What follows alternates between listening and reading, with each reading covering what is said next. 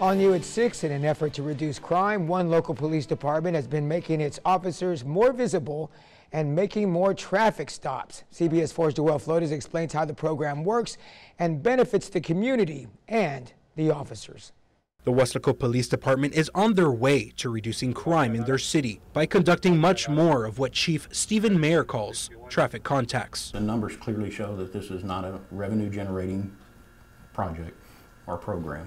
This is about keeping the citizens of this town safe. This is about sending a very clear message to the bad guys that if you come to Weslaco to commit a crime, there's a very good chance you might get pulled over. In 2016, a total of 8,407 motorists were given a warning for a violation that could lead to injury. 1,225 were given a citation, and while just over 5,200 drivers were given warnings for a violation that wouldn't cause injury, about half were cited. According to Chief Mayer, in the last year, crime in Weslaco has gone down by just over 8%. He says it's all due to embracing the DDAX philosophy. The DDAX philosophy at its core is about high-frequency traffic contacts in high crime rate areas. So what we do is we, on a weekly basis, analyze data to determine where crime is going on the most, and we call those hotspots.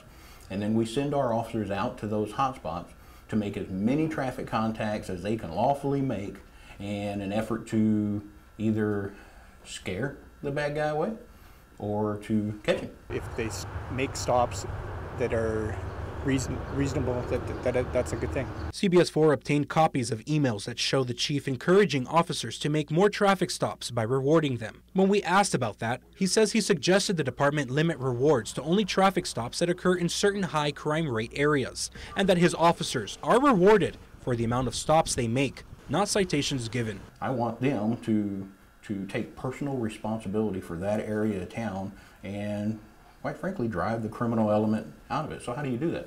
You reward good behavior. So I tell these officers that, you know what, those that make the most traffic contacts get assigned a permanent sector and you get good days off. But it's certainly not an effort to reward anybody for an accountability measure. I wouldn't do that.